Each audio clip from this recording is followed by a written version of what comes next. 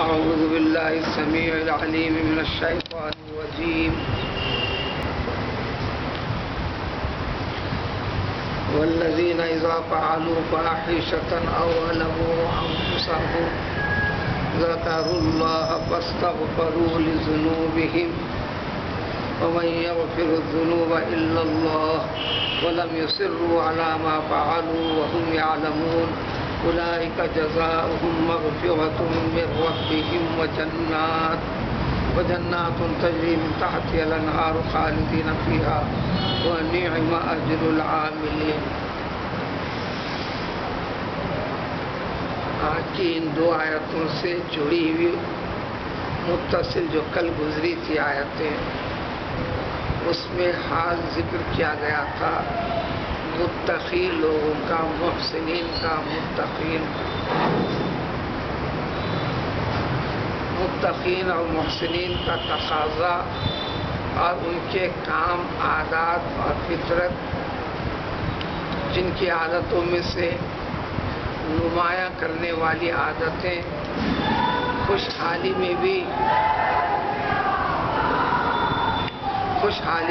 اللہ کی راہ میں اپنے مال کو خرچ کرتے ہیں، تنگ حالی کے اندر بھی اپنے مال کو خرچ کرتے ہیں، اپنے غصے پر قابو رکھتے ہیں، اور کسی قسم کا برا سلوک، برا معاملہ لوگوں سے پائے تو اس کو درگزر کیا کرتے ہیں۔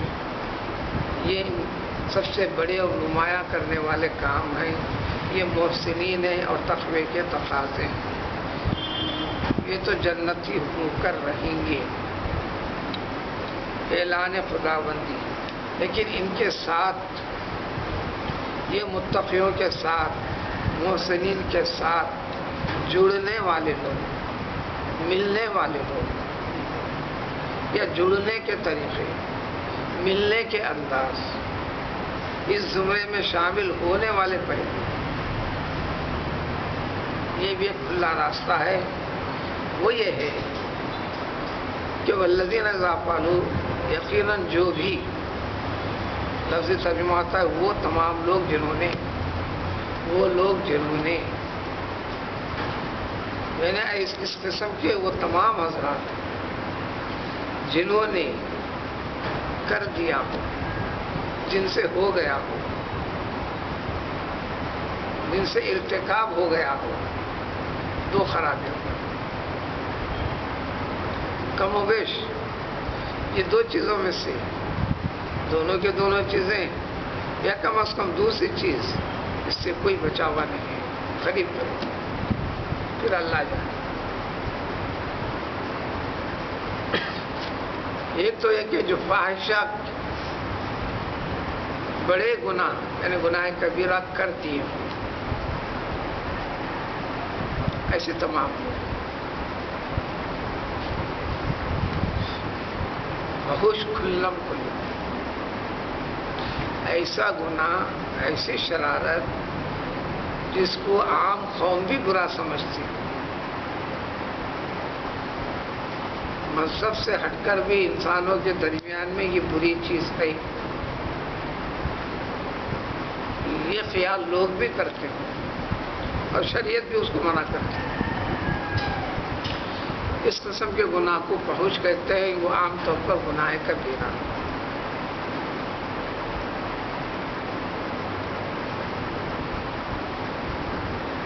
بے حیائی کی جتنے چیزیں ہیں یہ فحش گناہ میں آتی ہیں، جس میں زنا، شراب خواری وغیرہ، قتل وغیرہ ساری چیزیں، یا او ظلموا انفسهم، یہ دوسرا پہلو، یا جنہوں نے اپنے آپ پر ظلم کیا ہو، گناہ صغیر، چھوٹے گناہ۔ اس آیت شریفہ کے سلسلے میں کئی احادیث جمع ہیں، مختلف صحابہ کرام رضوان اللہ تعالی علیہ اجمعین سے، یعنی اس جیسے پس منظر کی وضاحت کرنے کے لیے آیت شریفہ کو اللہ تعالیٰ نے بھیجا۔ قرآن جو ترتیب وار وقتاً فوقتاً نازل ہوا، اس کی حکمت قرآن نے خود کہہ دیا کہ اس جیسے جہاں پر معاملات ہوتے گئے، چند نمونوں کو سامنے رکھ کر ملحوظ رکھ کر حکم خدا بندی آیا، اس جیسے نمونے جو بھی ہوں گے قیامت تک، ان جیسے معاملے میں تمہارے رب کا حکم یہ ہے، مطالبہ یہ ہے۔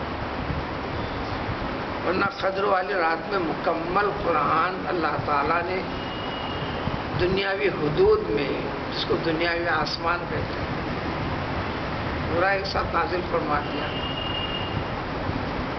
فرشتوں کی نگرانی میں محفوظ رکھ دیا، شب و روز فرشتے نگرانی میں۔ اب جب جب حالات واقعات تو بے ترتیب ہوتے رہیں گے، اسی لیے آیتیں وقتاً فوقتاً نازل ہوئی۔ نازل ہونے کے ساتھ ہی جبریل امین علیہ السلام اسی وقت فرما دیتے تھے یہ آیت فلاں سورہ کی فلاں آیت کے بعد فلاں آیت سے پہلے، اس کی ترتیب یہ ہے۔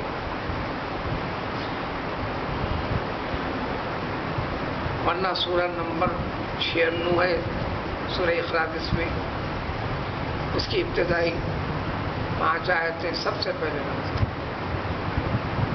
ترتیب میں 114 سوروں میں سے اس کا نمبر آتا 96۔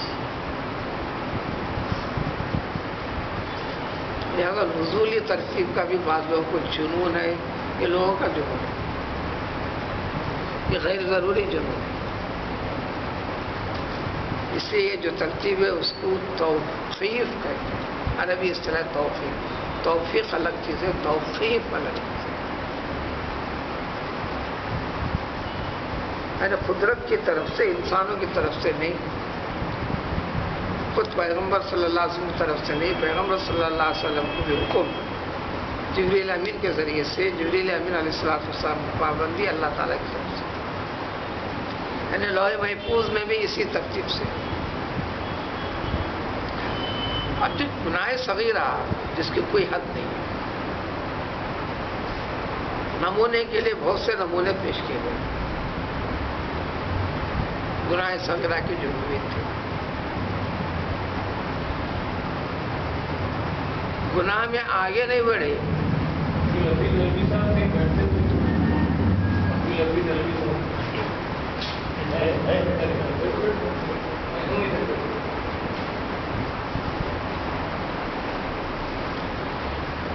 ایک نبہان ابو معبد نامی مدینے میں پیشے سے تمار، کھجور بیچنے والے، تمر کھجور، اس کے تاجر کو تمار دیں، خبز روٹی، خباز نان باری، اسی طرح نبہان ابو معبد نامی تاجر کھجوروں کی خرید و فروخت۔ ایک بار اتفاق ایسا ہوا، ایسے اتفاقات کم و بیش ہر انسان کے ساتھ نوعیت بدل زندگی میں کبھی کبھارش آتی، وہی آزمائش ہوتی ایمان کی گھڑی کی،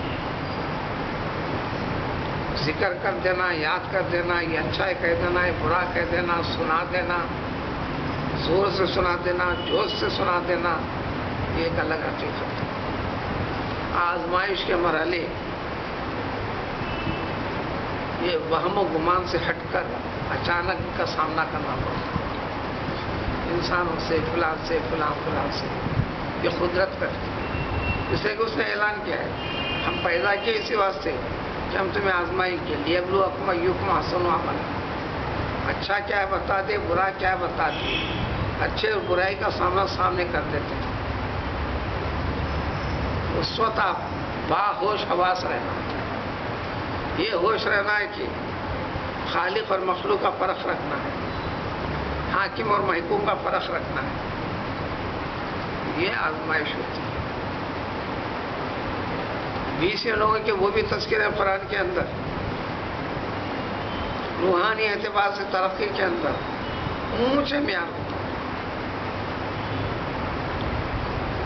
سورہ اعراف میں آیت آئیں گی وَاتْلُ عَلَيْهِمْ نَبَأَ الَّذِي آتَيْنَاهُ آيَاتِنَا فَانسَلَخَ مِنْهَا فَأَتْبَعَهُ الشَّيْطَانُ فَكَانَ مِنَ الْغَاوِينَ۔ ولو شئنا لرفعناه ولكنه أخلد من الأرض. ایک ایسے شخص کا ذکر خود قرآن نے کہا بنی اسرائیل کی، ذکر میں، شغل میں، تاثیر میں، اس کی نظر جس پہ پڑے تاثیر تھی، ہاتھ جس پہ لگے اثر تھا، جہاں قدم پڑے اثر تھا. کمال درجے کو پہنچا ہوا تھا شخص، کمال میں پہنچنے کے بعد آزمائش کی گھڑی میں پھسل گیا، بات بہت شیطان کی اتباع کر بیٹھا. کیا کرتا ہے انسان؟ شیطان کی اتباع. یہی دنیا کے اندر شرارتیں، گناہ کے کام ہیں. جب وہ آئیں گے تو اس کی تفصیل بتائیں گے. وقت سے پہلے سے بول فانسلخ منہا، اس طرح نکل گیا جس طرح جانور کا چمڑا کھینچ کر نکالنے کے بعد اس کا دھڑا الگ، چمڑا الگ ہو جاتا ہے. اسی سے مسلخ ہے، فانسلخ اسی سے کھینچ کر نکل جانا. اگر اس وقت ٹکتا، ولو شئنا لرفعناه، اور بلندی کا درجہ دیتے تھے. ولکنہ اخلد فی الارض، سب کچھ کر کے زمین پر گر گیا. زمین پر رہتے ہوئے بھی انسان نیک عمل کی وجہ سے زمین کا نہیں ہے، آسمان کا ہے. بتائیں، جب برائی کی وجہ سے تو زمین کا زمین میں اوپر رہ گیا، آسمان سے نیچے گر گیا. تو یہ نبہان ابو معبد تمار کے پاس ایک حسین عورت کھجور خریدنے کے لیے آئی. اب ان کے لیے آزمائشی کھڑی. ایسی فکر کے، ایسی عادت کے، ایسی صفت کے وہ نہیں تھے. اچانک آنن فانن جو ہم گمان کام کیا، کھجور منتخب کرنے کے لیے جب دیکھنے لگی تو اس سے کہے ان تمام کھجوروں سے بہتر عمدہ قسم کے کھجور گھر میں موجود ہیں جو گودام کی شکل لگے. چاہو اس سے اچھے بہتر چاہتے تو وہ لے لو. وہ بہتر سے بہتر کھجور کے انتخاب کے ارادے سے نکلی تھی. چل پڑے ساتھ میں، کیا کچھ نہیں. اچانک اپنے نفس پر بے قابو ہو کر آگے بڑھ کر اس کے چہرے کو ایک بوسہ لے لیے. اسی لمحہ زمین جھنجھوڑا. پیغمبر صلی اللہ علیہ وسلم کی خدمت میں پہنچ گئے. یہ گناہ صغیرہ ہے، کچھ زنا ہونا کیا نہیں، نہ زنا کا ارادہ کیا.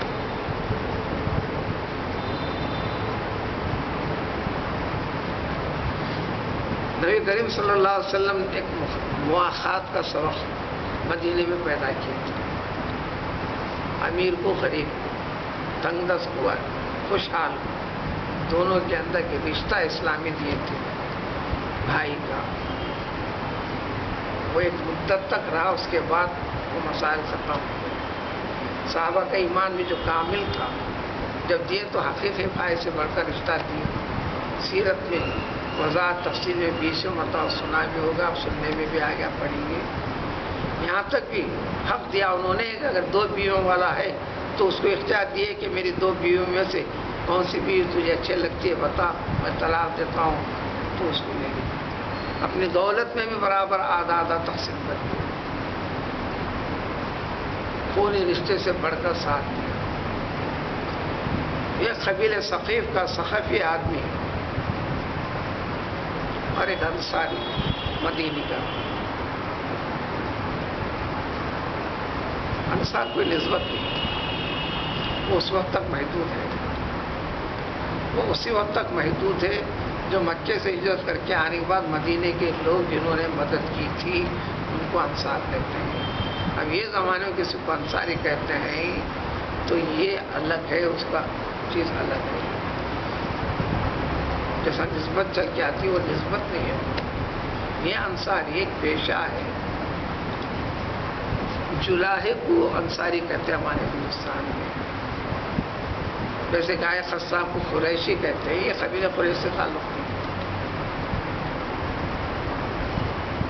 جلاہے، لداخ وغیرہ اسلامی معاشرے کے اندر بھی قوموں میں قومیت میں نیچے درجے کے جو لوگ ہیں وہ مراد انصاری، بھلے عہدے میں بڑے بن جائیں، خاندان رشتہ الگ. تو آپ صلی اللہ علیہ وسلم نے ایک انصاری کو، ایک ثقفی کو وہاں خرچ کیے، بالکل حقیقی بھائی کے جیسا. ایک غزوے میں جانے کی ضرورت پڑی ثقفی کو، انصاری سے، اپنے بھائی سے جو اسلامی رشتے سے ہوا تھا، اپنی اہلیہ کی بھی دیکھ بھال خیال رکھنے کو کہا. گھر میں برابر الگ الگ کر کے رہتے تھے، گھر کی ضروریات وغیرہ سامان لانا دینا یہ تھا. ایک مرتبہ سامان میں سے گوشت الگ کے منگوایا، لانے کے بعد اس کے ہاتھ سے گوشت لینے کے لیے یہ گئی تو گوشت حوالے کرتے ہوئے اس کے ہاتھ کو خالی چھوما اور کچھ نہیں. اسی لمحہ افسوس یہ ہوا، گھر باہر چھوڑ کر پتھروں چٹانوں میں جا کر توبہ توبہ کرتے بیٹھ گیا. اس کے غلطی کے احساس اور ندامت کے اوپر سیدنا ابوبکر صدیق کے روبرو پیش ہوا. انہوں نے بھی واقعہ سمجھا ہے، حقیقت عمر کے سامنے پیش ہوئے، انہوں نے سمجھا. خود پیغمبر صلی اللہ علیہ وسلم کے سامنے پیش کیا. اس جیسے اور کئی واقعات ہیں. تو یہ ظلم انفسهم، اس کو گناہ صغیرہ کہتے ہیں، ہے گناہ.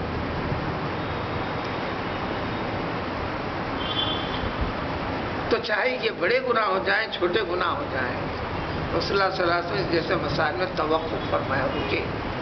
اللہ کا ارشاد نازل ہوا، ذکر اللہ، اس جیسے حرکتوں کے بعد اللہ کو یاد کر لیتے ہیں. ندامت کا احساس کیوں ہو؟ اللہ نے منع کیا. کسی کو یہ نہیں فرمایا رسول اللہ صلی اللہ علیہ وسلم میں نے تجھے معاف کر دیا اللہ کی طرف سے، ایسا نہیں فرمایا. کسی کے لیے معافی کے لیے چاہے تو اللہ تعالیٰ اس کو معاف فرما، دعا فرمائی پیغمبر صلی اللہ علیہ وسلم. معاف کرنے کا اختیار اللہ تعالیٰ کا.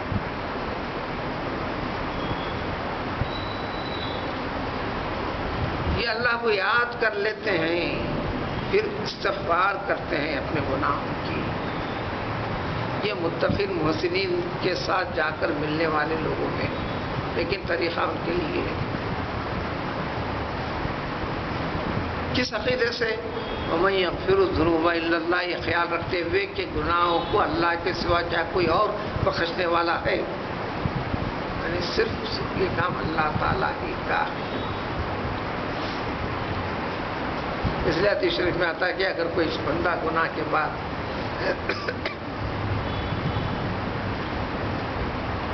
اے رب مجھ سے گناہ ہوگا، میرے گناہ کو تو معاف کرتے، جب یہ فرماتا ہے تو اللہ تعالیٰ فرماتے ہیں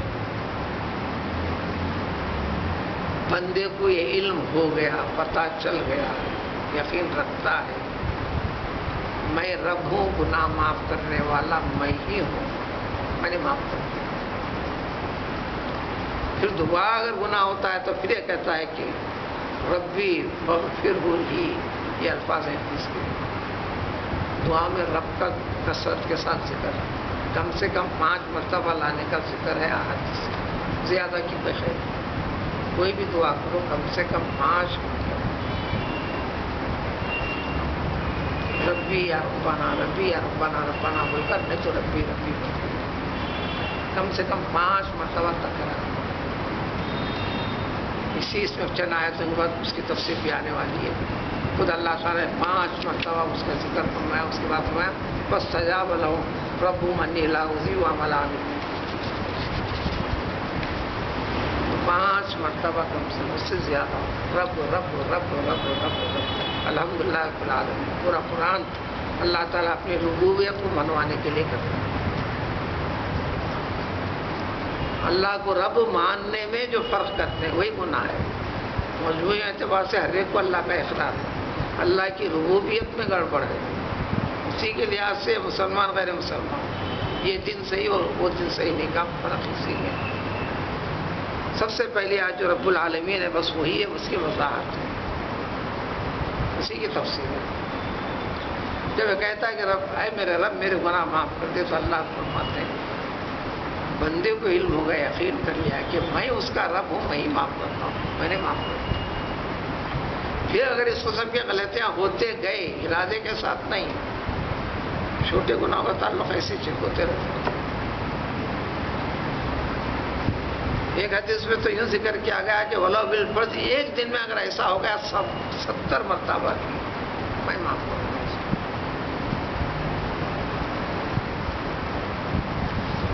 اس طرح اپنے گناہوں کی استغفار کرتے ہیں. نماز استغفار بھی ہے احادیث. رسول اللہ صلی اللہ علیہ وسلم نے اس کے لیے بہتر طریقہ بتایا. کسی بھی گناہ سے معافی کے لیے سب سے اچھا جو طریقہ ہے اچھی طرح وضو کرے. جہاں جہاں وضو کا ذکر آتا ہے یہ تاکید ہے کہ اچھی طرح کرے, اچھی طرح کرے, اچھی طرح. ابھی وضو کر لے ایسا حادث سے جب آئیں گا کسی چیز کے لیے. احسن الوضو, وضو اچھی طرح. وضو میں زیادہ پانی بہانا بھی اسراف گناہ. اطمینان سے کرے. اس کی سب سے بڑی اہمیت. اچھی طرح وضو کرے, 2 رکعت نماز پڑھ کر دعا کرے. استغفار کا صحیح طریقہ رسول اللہ صلی اللہ علیہ وسلم نے فرمایا. اس کا نماز سے مراد خود ہے نماز استغفار کہتے ہیں. تو استغفار کرتا ہے اور یقین رکھتا ہے, لیکن شرط ہے کہ گناہ چھوڑنا, استغفار کرنا. ولم یصروا علی ما فعلوا, یہ عربی کا لفظ اردو میں آتا ہے. جو کچھ انہوں نے کر دیا تھا, ہو گیا تھا, اس پہ اصرار نہیں کرنا, مصر نہیں رہنا, ٹکاؤ پیدا نہیں کرنا. ہو جانا الگ ہے, ہو جانا الگ ہے. اور اس کیفیت کو جان کر کرتے ہیں تو اللہ تعالیٰ فرماتے ہیں اولئک کا جزاء. جی یہی تو وہ لوگ ہیں جن کی جزا بدلہ مغفرت ہے. گناہوں پر پردہ پوشی کرنا مغفرت. ستار کا معنی مغفرت میں ہی نکلتا ہے. الگ سے پورے قرآن میں اللہ کے ناموں میں ستار نام کا لفظ نہیں ہے. اسماء حسنہ کی فہرست میں بھی ستار والے الفاظ نہیں ہیں. معنی کے لحاظ سے اللہ تعالیٰ کے ساتھ ستار ہے, یقیناً ہے. وہ غفار اور مغفرت کے الفاظ کے ہی ستر کرنا, پردہ پوشی کرنا, ستاریت کا معنی اور مفہوم ہے. تو ان کی جزا سب سے یہی ہے کہ اللہ تعالیٰ اپنے طرف سے اس کے سارے گناہوں پر پردہ ڈال دیتے ہیں, چھپا دیتے ہیں, معاف کر دیتے ہیں. معاف کرنا اس میں ذمن میں نہیں کر اب عطا کرتے ہیں. ان کے لیے جنتیں دیا کرتے ہیں, ایسی جنتیں جس کے نیچے سے نہریں رواں دوائیں ہمیشہ بہ رہی ہیں. اب فرماتے ہیں اور نعم اجر العاملین. دیکھو اس قسم کے عمل, گناہ کے بعد توبہ کرنا, نادم ہونا, پھر نہ کرنے کا ارادہ کرنا. ہو جانا الگ بات ہے, نہ کرنے کا ارادہ کرنا, چاہے گناہ کا تعلق چھوٹا ہو کہ بڑا ہو, یا عمر کے کسی بھی حصے میں ہو.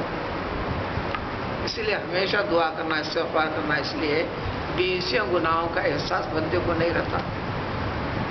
یہ سمجھتا ہے کہ میں نے کچھ نہیں کیا, میں نے کچھ نہیں کیا کا احساس گناہ کے اوپر ٹک رہا ہے. تو ایسے عمل کرنے والوں کا اجر, بدلہ جو جنت ہے اور مغفرت ہے, اس سے بہتر بدلہ انعام اور کوئی نہیں ہو سکتا. عربی میں مستقل پرماننٹ ایک لفظ نیما, بہت بہت ہی اچھا, اس سے اچھا نہیں کا مفہوم کے لیے نعمہ. اسی کا اپوزٹ میں ایک لفظ سے 2 ہی لفظ ہے. سب سے برے کے لیے بیسا, بہت بہت اچھا, اس سے اچھی اور چیز نہیں ہو سکتی, تو اس کو نعمہ. بس اسی اس میں کئی جگہ قرآن میں ملے گا. نام ایک الگ چیز ہے, نعومہ ایک الگ چیز ہے, نعمت ایک الگ چیز ہے. بٹ وہی نون علمی یا نیما ایک پروننسیشن کے لحاظ سے ایک پرماننٹ, اس کا ایک ڈئی کے طور پر جس کو ہم سیوا کہتے ہیں. اس کے معنی یہ صرف 2 شکلوں میں استعمال ہوتا ہے, نعمہ اور نعمت. میل فیمیل کے لیے بس, پلورل وغیرہ نہیں آتا. وہ نعمہ اجر العاملین, اس سے عمل کرنے والوں کا اجر جو بتایا گیا کہ جو مغفرت ہے اللہ کی طرف سے, پھر جنت عطا کریں گے, یہ سب سے اچھا اور بہتر ہے. یہ درمیان میں ایسا ذکر کرتا. اس جیسے واقعات تھا پچھلی خبر میں گزری. پھر جنگ احد کے دوسرے پہلوؤں سے متعلق اب اگلی آیتوں میں تفصیل